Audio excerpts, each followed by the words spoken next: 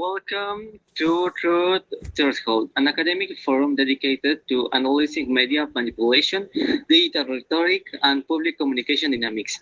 I'm your host, Andre. Joining today's panel are media scholar Jimena, political communication analyst Maria Jose, and digital forensics researcher Carla. Welcome, colleagues. Thank you, Andre.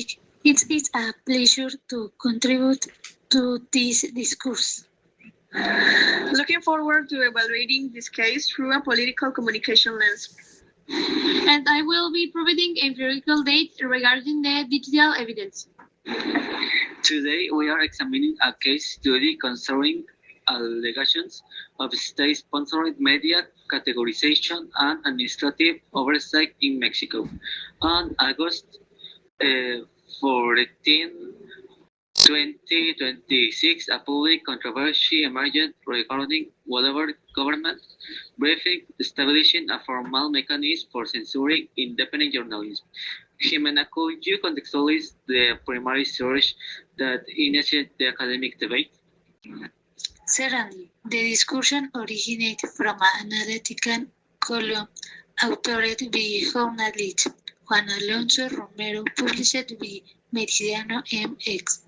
The author asserted the executive official had institutionalized a public registry targeting independent press organizations.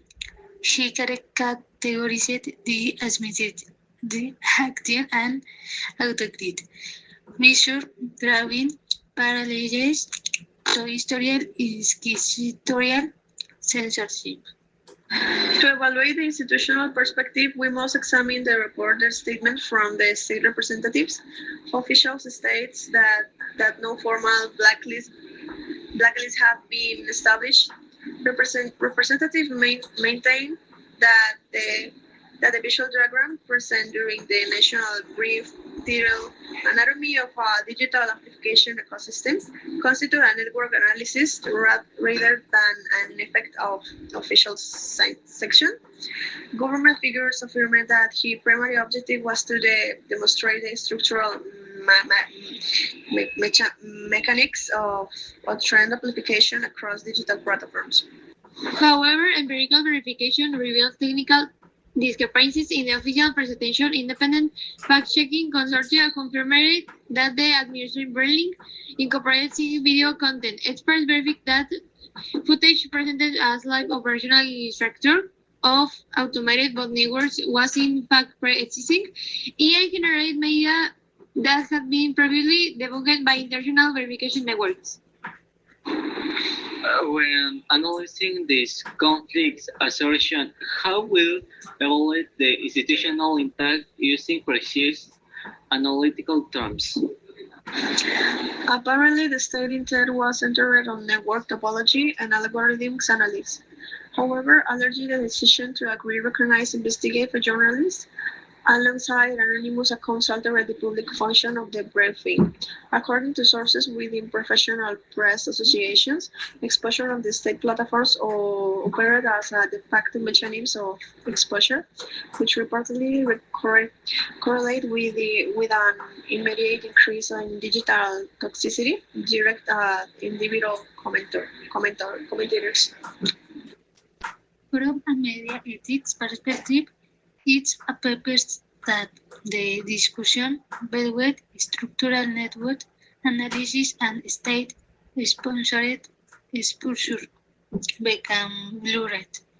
When administrative authorities identify specific news outlets within public briefings, the practical effects often mirror administrative pressure regardless of the stated methodology.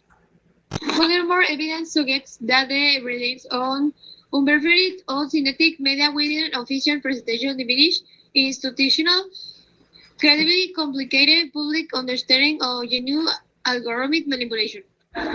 Based on our multi-perspective analysis, what is our formal evaluation of this event? We categorize the core event is factually demonstrated but rhetorical misleading. In that It is empirical verified that official slides displayed specific media organizations and journalists during national broadcast. However, defining the event exclusively as an explicit legislative decree of formal blacklist oversimplifies oversimplifies the administrative context as it was formally presented under the framework of digital network mapping. Carla, what methodologies should researchers and citizens apply when analyzing similar administrative media claims? We recommended a three-tier verification protocol. One, primary source auditing, directly review unedited primary audiovisual records of administrative briefings rather than relying on secondary editorial interpretation. Two, structural versus functional analysis disgusting between an official stated analytical framework, AG trend mapping, and this practical socially impact AG export to digital current. Three, forensic verification of media. Cross-examining visual data presented by official bodies against verified database managed by international fact-checking networks to compare data authentically. Thank you, Jimena, Maria Jose, and Carla, for this rigorous academic breakdown. This case underscores the necessity of maintaining analytical neutrality when evaluating state communication, algorithmic mapping, and pressure dynamics. Thank you for listening. The Threshold. Subscribe to access our secondary archives and future case studies. Until next time, maintain academic rigor and verify your sources.